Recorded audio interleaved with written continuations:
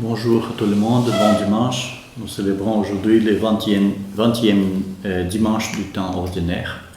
Et nous suivons la lecture proposée, c'est le chapitre 17 du livre d'Exode, à partir du verset 8-13, par les psaumes après la suite de psaume 120 au 121.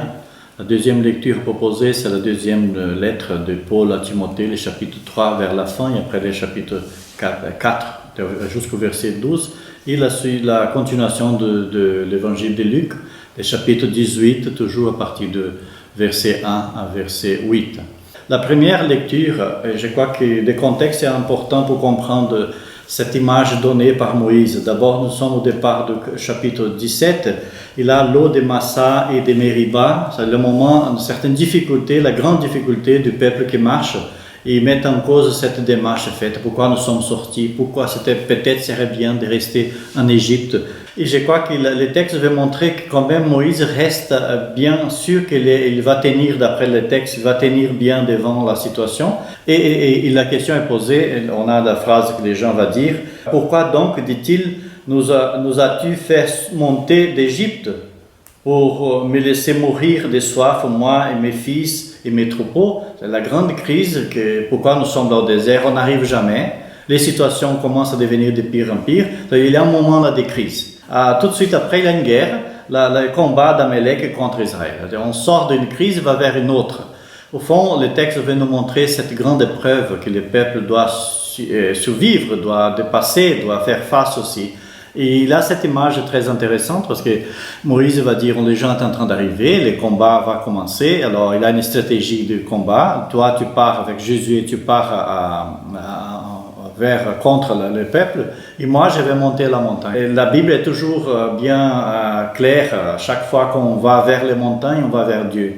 Et Moïse et Our étaient montés au sommet de la colline, bien sûr qu'avec les bâtons, de Dieu à la main.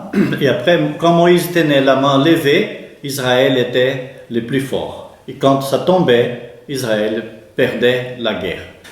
Qu'est-ce que ça veut dire les mains élevées? Ça veut dire on tourne vers le Créateur, celui qui est la source de toutes les forces et la source de toute victoire. Chaque fois qu'on descend, qu'on pense que nous sommes nous-mêmes, nous sommes les meilleurs, nous n'avons pas besoin de tourner vers l'auteur, vers le Créateur. À ce moment-là, on tombe. Alors, les commentaires rabbiniques vont dire même que Moïse a eu ces moments de faiblesse. De temps en temps, il est tombé. C'est le moment qu'il tombe, le peuple entier tombe avec lui.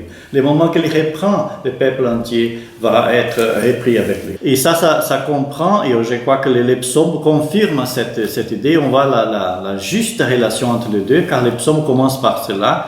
J'élève les yeux vers les montagnes, d'où le secours me viendra-t-il?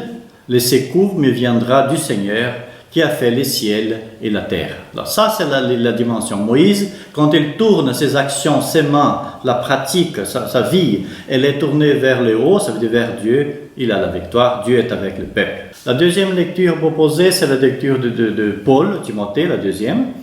Et là, Paul, bien sûr que c'est une lettre que peut-être c'est pas de Paul, mais de son école, ça n'importe.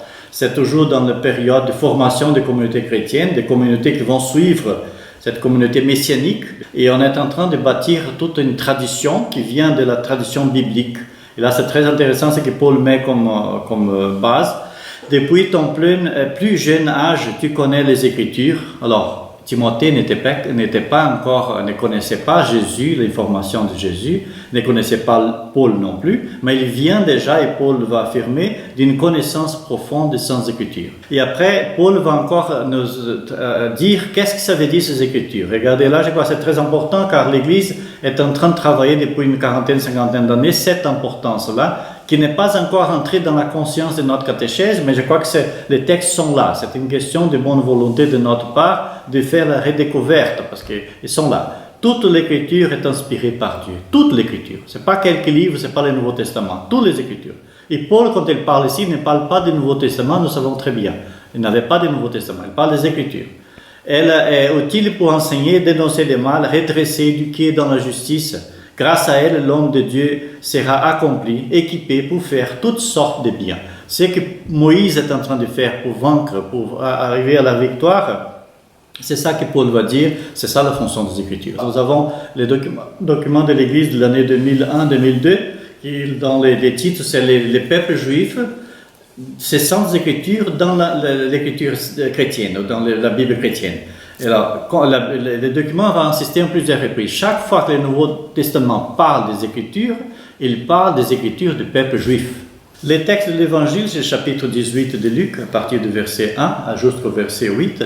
Il y a une petite parabole, une petite histoire que Jésus va essayer d'enseigner. Jésus disait à ses disciples une parabole.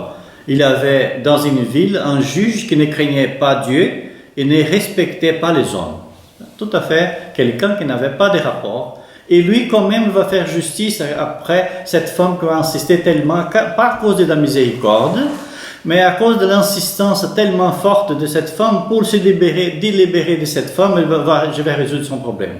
Alors la question de Jésus, encore écoutez bien ce qu'il dit, c'est juge dépourvu de justice, et Dieu ne fera pas justice à ses fils, ses élus, qui crient vers lui jour et nuit. Vous voyez cette relation, si la femme a réussi avec quelqu'un qui en principe n'avait pas les cadres, les valeurs, les vertus qui sont attribuées à Dieu, et lui il va faire en plus forte raison, a fortiori, Dieu bien sûr va le faire.